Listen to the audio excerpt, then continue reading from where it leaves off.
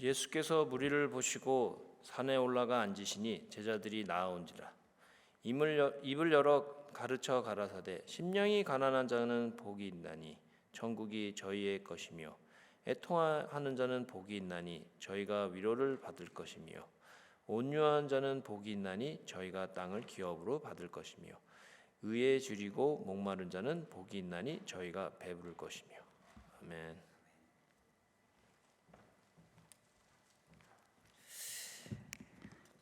오늘 우리 이본 세인트 콜롬바 교회도 이제 방학 기간에는 연합으로 1, 2부를 9시 반에 드리다가 오늘부터 다시 원래로 8시 반, 10시 반에 예배 드리는데, 설교를 누가 했냐면 앤드류 장로님이라고, 나이는 작년에 대학을 졸업했으니까 재수 안 하고 군대 안 가고 그랬으니까 22 됐겠죠. 22. 그분이 여기서 설교를 했어요. 근데 아무렇지도 않아요. 오늘 어떤 로버트라는 분이 나한테 어디 오늘 설교 들었냐고, 너무너무 은혜로웠다고 자기가. 그런 거 보고 이분들은 나이가 어린 분들이 강단에서 설교를 하는 것도, 그들은 다 말씀을 은혜롭게 받아들이는 것을 보면서 참 열린 마음이다. 한국 같으면요, 한국은 주일 낮 예배에 부목사들도 못 써요. 무슨 담임 목사님이 유고가 있으면 부목사님들이 쓸까? 그것도 담임 목사님이 유고가 있으면 외부에서 어떤 목사님을 모시고 오시지, 은퇴하신 목사님을. 다 부목사들, 젊은 목사들을 주일 낮 대예배 때 잘 강단에 설교하지 않게 하는데, 여기는 그냥 장로님인데도, 장로님이라고 해서 그냥 22살 정도 된 젊은 장로를 이렇게 설교하는 거 보고 참 마음들이 열렸다라는 그런 생각을 해봅니다. 우리 오늘 기도도 하시고 또 성경 공부도 하시는 우리 강민석 집사님 지금 40 넘었죠? 안 됐어요? 아래요? 장로님, 집사님 뉴질랜드 가족하고 오실 때 집사님 아들만한 나이였었어요? 그것보다 조금 더 위였나요? 지금 우리 아드님보다 조금 더 위일 때 전 가족을 데리고 오셨는데, 이제는 우리 강민석 집사님 이민 오실 때 나이만큼 이제 돼가십니다. 우리가 오늘 계속해서 팔복음, 예수님께서 갈릴리에서 행하신 산상수훈 중에 팔복음 우리가 보고 있는데, 네 번째입니다. 의에 줄이고 목마른 자는 복이 있다라고 하는 말씀. 우리가 루키즘, 루크 보다라고 하는 것에 이즘을 붙여서 루키즘, 외모지상주의 뭐 그런 뜻이겠죠. 그게 루키즘이라고 하는 말이 한 인간의 인격을 중시하는 것보다 그 사람의 그 외모를 더 중시하는 경향을 가지고 루키즘이라고 말합니다. 그래서 그 사람의 외모가 그 사람들의 우열을 가릴 뿐만 아니라 한 인생의 성공과 실패를 좌우한다고 하는 사상, 루키즘이죠. 그래서 이 얼굴 성형에 대한 열풍도 참 많이 일어서, 심지어 중국에서는 한국에서 성형을 잘한다 그래서 오지 않습니까? 한 번은 제가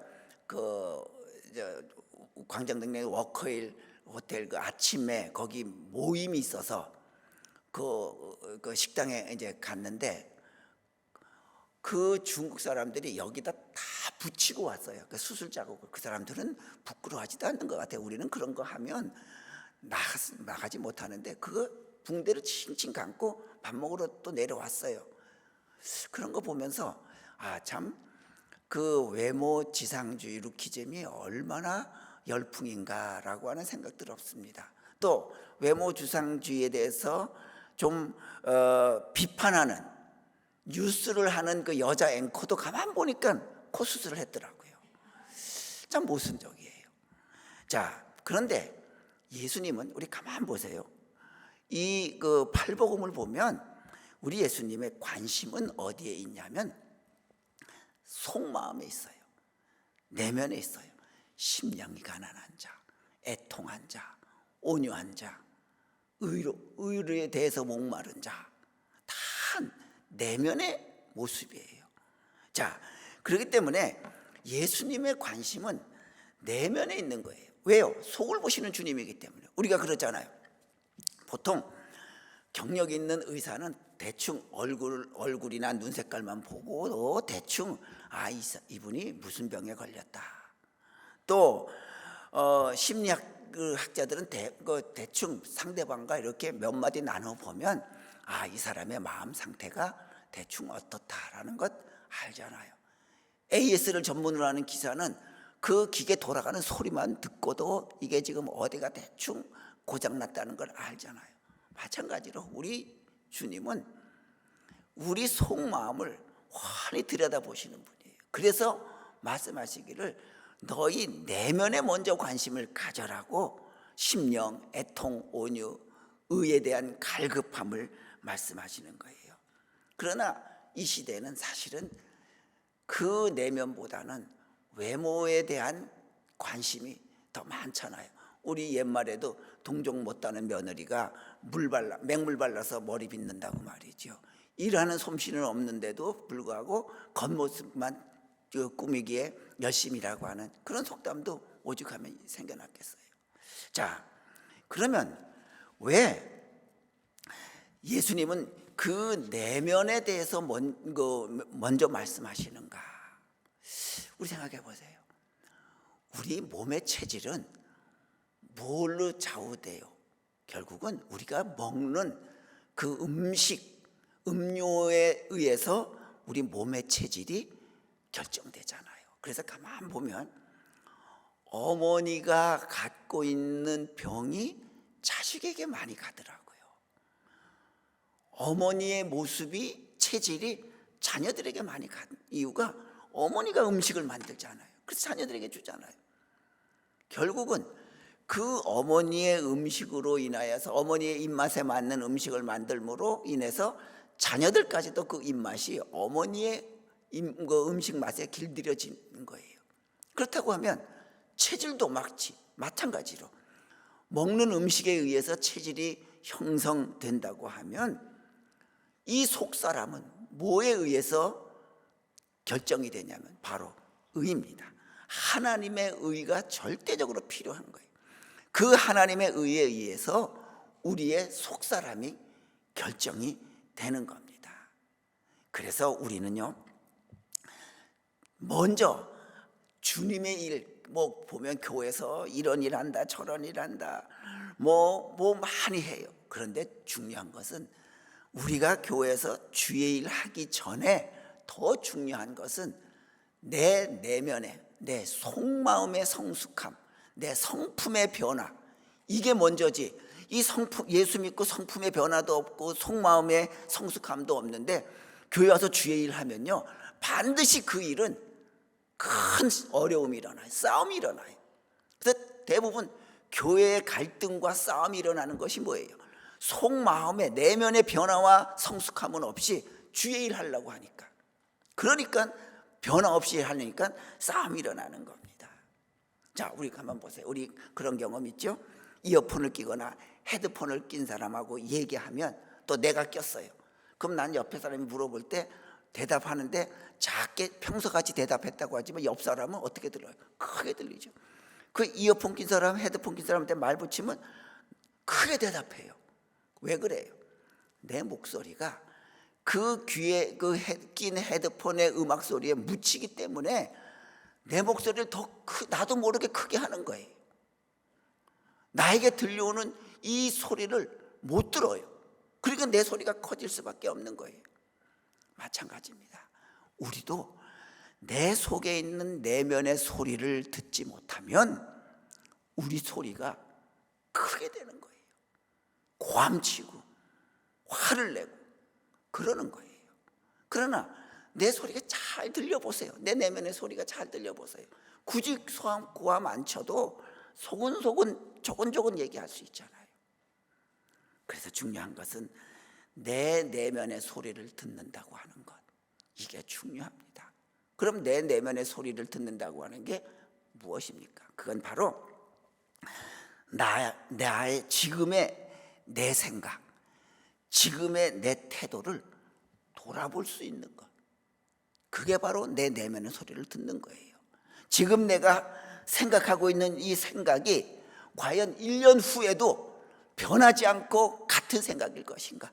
지금 내가 하고 있는 이 말이 1년이 지나고 2년이 지나도 내가 똑같이 확신에 차서 이 말을 할 수 있을까라고 한번 돌아보면서 나를 생각해 보는 거예요.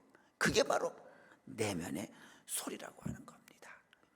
제가 우리 집사람한테 그런 얘기 했다가 좀 쿠사리 맞은 적이 있는데, 언제 한번 이렇게 산에 갔다가 이렇게 내려오는데, 그 내려오는 그 밑에 그 음식점 뭐 작은 음식점인데, 사람들이 그 등산했던 사람들이 그 전을 놓고 막걸리를 먹는데 그게 그렇게 맛있어 보이고 그래요. 먹고 싶어요. 뭐가 먹고 싶었겠어요? 전이요? 아니요. 배는 안 고팠어요. 목이 마르니까 저 사람들이 그 시원하게 둥둥 떼어서 먹는 막걸리가, 야, 저 한 잔 먹었으면 소원이 없겠다. 그래서 생각했어요. 전에는 제가 그런 사람들 보고 저 사람은 왜 뭐하러 등산해? 가서 술 먹으려고 등산하는 거 아니야? 그렇게 아주 우습게 보고 비난했어요. 근데 제가 산에 갔다 내려오면서 목말라 보니까 이해가 되더라고요. 이해가 되더라고요. 얼마나 맛있을까? 전 꿀맛 아닐까? 그래서 제가 그건 못 먹고 뭘 사 먹었겠어요? 그 옆에 있는 가게에 들어가서 똑같은 아침 햇살, 모르지? 아침 햇살 색깔은 막걸리하고 똑같아요. 얼마나 시원. 여기다가 뭐 이렇게 발효제 넣으면 그게 막걸리인가? 한 번 못 먹어봤으니까 저는 그래요. 그 먹는 사람도 이해가 되더라고요. 여러분들, 우리 그래요. 지금 내가 하고 있는 이 생각과 이 말이 1년 후, 2년 후에도 내가 변하지 않을 것인가? 그때도 자신 있게 생각하고 자신 있게 말할 것인가? 돌아볼 줄 아는 것, 그게 바로 내면의 소리를 듣는 것입니다. 그러기에 여러분들, 우리 살아가는데 신앙인의, 그리스도인의 경쟁 상대는요, 아무개 집사가 내 경쟁 상대가 아니에요. 경쟁 상대는 바로 나예요. 나. 자, 여러분들, 코카콜라가 저렇게 아무리 펩시콜라가 그 뭐 많다고 하더라도 코카콜라를 못 이기잖아요. 코카콜라 경쟁 상대는 누구예요? 펩시예요? 건강음료? 세븐업? 아니에요. 코카콜라의 경쟁 상대는 애초부터 그런 것을 경쟁 상대로 삼는 것이 아니라 물로 삼았어요. 우리의 경쟁 상대는 물이다. 사람들이 목마를 때, 물을 찾을 때 사람들이 물을 찾지 말고 우리 코카콜라를 찾는 방법, 그걸 연구하자. 그래서 그들의 경쟁 상대는 다른 그런 탄산음료가 아니라 물이었기 때문에 그들은 전 세계 시장을 석권할 수 있었던 거예요. 여러분들, 우리도 마찬가지죠. 내 경쟁 상대는 내 옆에 있는 이런 권사님, 집사님이 아니고, 우리의 경쟁 상대는 근처에 있는 오클랜드에 있는 교회가 아니고, 내 자신의 의에 대해서 무감각해지고 내 자신의 의에 대해서 마비되어가는 마비되어가는 내가 나의 경쟁 상대라고 하는 겁니다. 잊지 마시기 바랍니다. 여러분들 덥죠? 혹시 저기 에어컨 좀 켜졌나 한번 좀 봐주시고. 나옵니까? 예. 바로 의에 대해서 무감각해지고 마비되어가는 이 내가 나의 경쟁 상대라고 하는 것.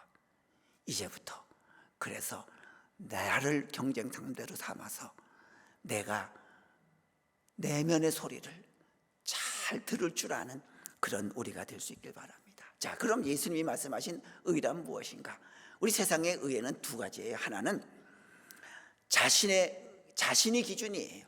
자, 저 사람은 그 뚱뚱하다 아니면 말랐다, 기준이 누구예요? 나예요. 나보다 몸무게가 많이 나가면 그 사람은 뚱뚱한 사람이고, 나보다 몸무게가 덜 나가면 그 사람은 마른 사람이에요. 자, 키 큰 것도 마찬가지예요. 저 사람이 크다 작다 내가 기준이에요. 나보다 크면 그 사람은 장신이고 나보다 작으면 그 단신이에요. 공부도 나보다 잘하면 걔는 공부 잘하는 애, 나보다 못하면 공부 못하는 애. 모든 게 어찌 보면 자기 자신을 의의 기준으로 삼는 것입니다. 신앙도 그렇지 않은가요?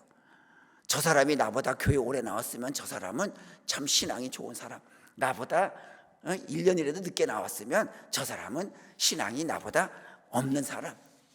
모든 것을 자기 자신의 기준으로 의를 판단합니다. 두 번째가 위장된 의가 있어요. 예를 들자면 우리가 헌금 낼 때 뭐 우리는 이제 여기서는 다 이제 번호로 하게 하지만 번호로 이제 그 텍스 리펀드 받기 위해서 번호로 하지만 한국에서는 뭐 번호 잘 안 써요. 그 대신에 어떤 사람은 무명으로 내요. 무명으로 내라고 하는 또 강조하는 목사님들도 계세요. 왜 그러냐면 헌금을 드릴 때 자기를 드러내고 싶은 그 욕망을 차단하기 위해서 무명으로 드리십시오라고 얘기를 해요. 그런데 그것도 다 좋은 건 아니에요. 자, 자기의 욕망을 차단하기 위해서 무명으로 드렸어요. 자, 드리면 자, 그럼 그것으로 끝입니까? 아니에요. 그게 바로 뭐의 위험이 있냐면 나는 이렇게 내 자신을 드러내고 싶은 욕망을 내가 차단시킬 만큼 나는 의롭다. 그만큼 이름을 나는 안 썼다. 의롭다. 그런 모습, 자기 의로움이 욕망보다 더 커요. 위선된 거죠. 그런데 거기서 한 발 더 나가는 사람이 있어요. 어떻게 해요?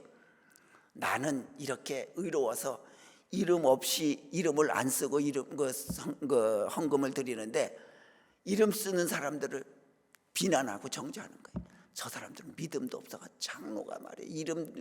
이름을 버젓이 써서 낸다고 권사가 저렇게 한다고 말이에요. 자기 의로움을 넘어서 이제는 정죄하고 남을 비판하는 데까지 넘어가요. 이게 바로 뭐예요? 위선된 의라고 하는 것입니다. 그렇게 보면 우리가 내가 고상하고 깨끗하고 영적이고 정직하게 보여지는 그 모습 속에서도 알고 보면 그 안에는 위선의 모습이 흐르고 있다고 하는 것, 우리가 늘 나를 꼬집어 봐야 합니다.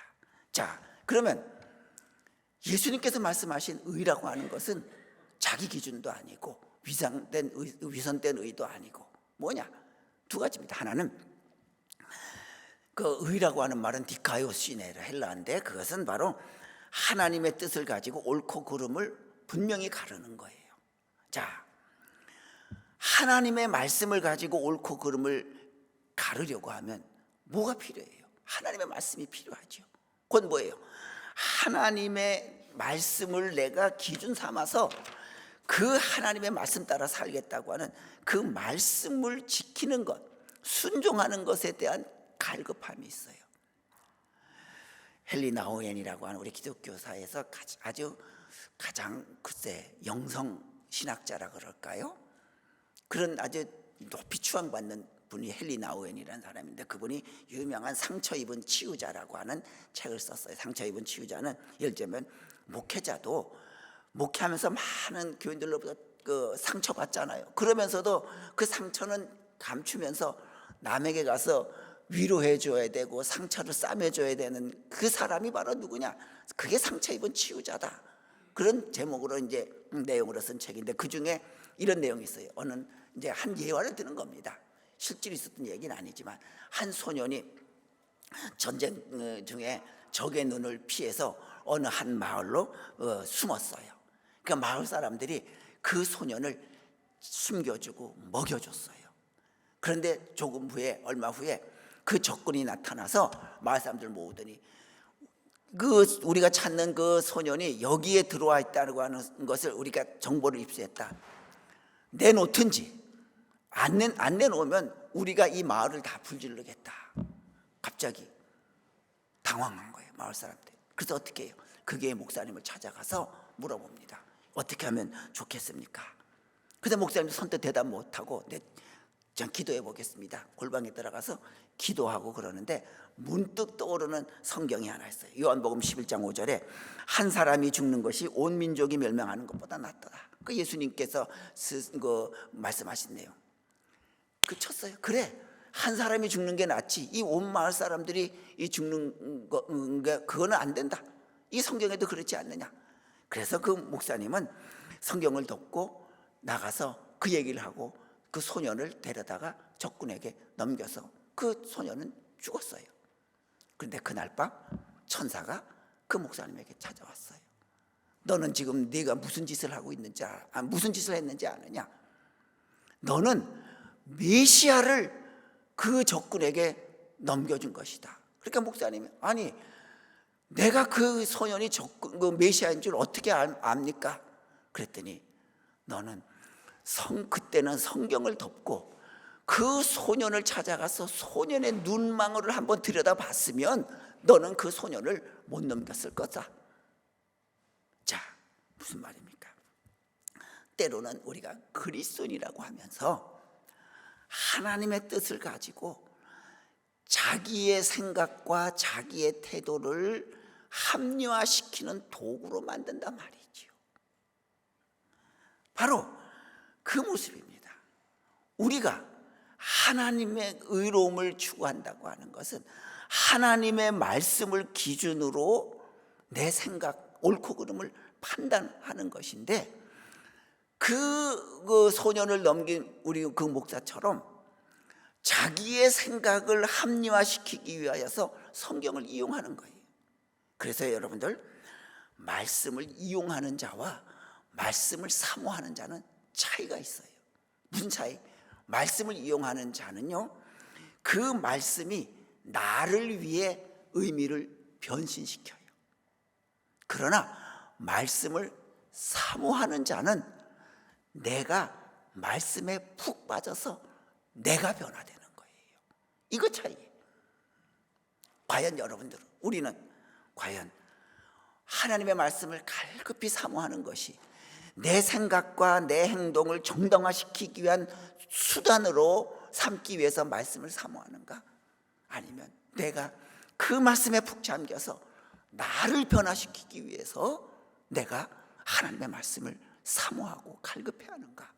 우리 잘 구분해서 우리는 나를 변화시키는 그 말씀으로 의로움을 삼을 수 있는 우리가 되시길 바랍니다. 두 번째로 예수님께서 말씀하신 의로움은 마태복음 1장 19절 말씀 한번 우리 참고하시기 바랍니다. 제가 읽습니다. 예수 그리스도의 나심은 이러하니라. 그의 어머니 마리아가 요셉과 약혼하고 동거하기 전에 성령으로 잉태된 것이 나타났더니 그의 남편 요셉은 의로운 사람이라 그를 드러내지 아니하고 가만히 끊고자 하여. 우리가 잘 아시는 내용이죠. 마리아가 요셉하고 동정녀로 예수님을 잉태했잖아요. 그 율법으로 의하면 남편과 관계없이 아이를 가지면 율법으로 동네다 내놓고 돌로 쳐 죽이는 거예요. 요셉은 그걸 알았어요. 내가 법대로 하면, 율법대로 하면 저 마리아 저 나와 상관없는 아기입니다라고 하면 마리아 죽는 줄 알았어요. 그렇지만 요셉은 그럴 수 없었어요. 그래서 어떻게 해요? 가만히 끊고자, 아무 소리 소문 없이 그냥 가만히 끊고자 했어요. 왜요? 그래야 마리아가 살거든요. 그런데 그런 요셉을 보고 성경은 뭐라고요? 요셉은 의로운 사람이래요. 의로운 사람. 여러분, 바로 그것입니다. 디카요시네. 바로 의롭다고 하는 말이 그 요셉은 의로운 사람이 할 때 그 의를 디카요시네라고 썼어요. 바로 의롭게 사는 사람은 남을 살리는 사람이에요. 여러분, 이거 구분해야 됩니다. 의롭게 사는 사람과 법대로 사는 사람을 구분해야 돼요. 우리는 법대로 사는 사람을 의롭다고 생각하지요. 아니에요. 성경에는 요셉이 법대로 살았으면 마리아를 죽이는데 내주는 거지요. 그러나 요셉은 법대로 살지 않고 의롭게 살았습니다. 법대로 사는 사람은 다른 사람의 허물을 감싸주지 못해요. 그러나 의롭게 사는 사람은 다른 사람을 허물을 감싸주는 겁니다. 여러분, 우리 모기하고 벌이 있어요. 두 종류 다 부지런히 날아다녀요. 그런데 차이가 있어요. 모기는 사람들의 피를 빨아먹으려고 부지런히 날아다니고 벌은 사람들에게 꿀을 제공하기 위해서 부지런히 날아다녀요. 그랬더니 어떻게 해요? 벌이 사랑받잖아요. 벌이 사랑받잖아요. 여러분, 그렇습니다. 우리도 행복을 가지려고 하면, 사람들로부터, 하나님으로부터 사랑을 받으려고 하면 사람들을 감싸주고 도와주고 격려해주는 그런 의로운 사람, 나는 법대로 사는 사람이야, 나는 정직한 사람이야 해서 사람의 마음을 아프게 하고 꼬집는 것이 하고 부끄럽게 하는 것이 아니라 우리는 의로운 사람이 되어서 덮어주고 감싸주는 그런 우리가 꼭 될 수 있길 바랍니다. 성경은 말합니다. 의에 줄이고 목마른 자는 복이 있나니. 저는 이 말씀이요, 얼마나 다행인지요. 의로운 자는 복이 있나니 그랬습니까? 아니죠. 의에 줄이고 목마른 자는 복이 있다 그랬어요. 저는 의롭지 않아요. 그런데 내가 의로운 삶을 좀 살아보고 싶다라고 조금 생각을 해요. 그리고 내가 의롭게 살려고 아주 조금만 노력해요. 그리고 그 실천은 더더욱 조금밖에 못해요. 그런데 성경은 뭐라 그랬어요? 의에 대해 갈급하고 목마르고 갈급한 자가 복이 있다 그랬지요. 의로운 자가 복이 있다 그러지 않았어요. 그러니까 그 조금밖에 못하는데도, 아주 조금밖에 노력 못하고 아주 조금밖에 실천하지 못하는데도 하나님은 그걸 보고 그런 우리를 보고 복이 있대요. 만약에 우리 보고 의로운 사람이 복이 있다 그러면 우리가 어떻게 복이 있어요? 나는 의롭지 못하는데. 그런데 의에 대해서 갈급하대요. 목마르대요. 그렇게 하고 싶어 한대요. 그걸 보시고 하나님은 우리에게 너 그런 사람은 복이 있다 말씀하셔요. 얼마나 감사해요. 얼마나 다행이에요. 그런 예수님, 그러니까 우리가 예수님을 믿는 거예요. 여러분, 건강한 사람은 다이어트 잘 못해요. 왜요? 건강한 사람일수록 입이 땡기잖아요. 막 오늘부터 내일부터다. 항상 다이어트는 내일부터지요. 시작했어요. 근데 요것만 먹고 하자. 왜요? 건강하기 때문에.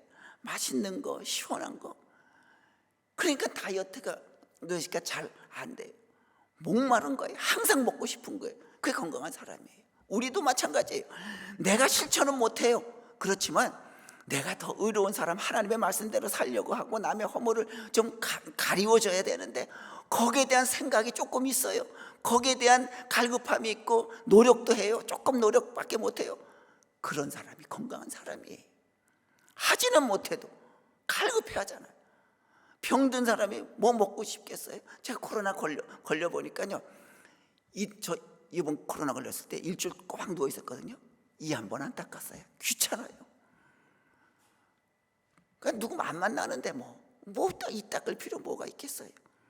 수염 일주일 동안 안 깎아봤더니 저도 문재인 대통령처럼 그렇게 되더라고요. 그렇고 그래요. 병 들었는데 뭐 하고 싶겠어요? 그런데 그래, 내가 조금이라도 좀 해야 되는데 마음에 갈급함이 있잖아요. 이거 안 하면 내가 믿는 사람이 아닌데, 못하더라도 그런 욕망이 있고 갈급함이 있잖아요. 그런 사람이 복이 있대요. 하나님 얼마나 고맙습니까? 감사합니다. 우리 그 감사하며 살아가자고요. 그러면서 조금이라도 하나님의 말씀대로 실천하며 살아가려고 애쓰는 그런 여러분들, 우리 어떤 사람은 저녁에 샤워하는 사람이 있고 어떤 사람은 아침에 샤워하는 사람 있어요. 사실 저는 아침에 샤워하는데 저녁에 우리 집사람 어떤 때는요, 제가 가드닝 하우스 땀 뻘고 얘기 안 하고 잤어요. 막 땀 흘리고 그 꽃가루 날려서 막 따가워요. 그런데 저녁에 그거 하고 나면 잠이 다 깰 것 같아서 그냥 자는데 밤새도록 그냥 여기 따갑고 그래서 할까 말까 샤워할까 말까 그러다가 하루 보냈어요. 그 얘기를 했더니 아이고 그거 어떻게 자냐고 말이죠. 그거 어떻게 자냐고. 여러분들 그 아침에 하는 사람이고 저녁에 하는 사람이 있어요. 그런데 여러분들 그 하기 위한 게 뭐예요? 결국은 상쾌함을 얻기 위해서 하고 싶지 않지만 하잖아요. 하고 나면 그 상쾌함 그걸 누리기 위해서 하잖아요. 의무지만 습관적으로 하지만 우리도 마찬가지입니다.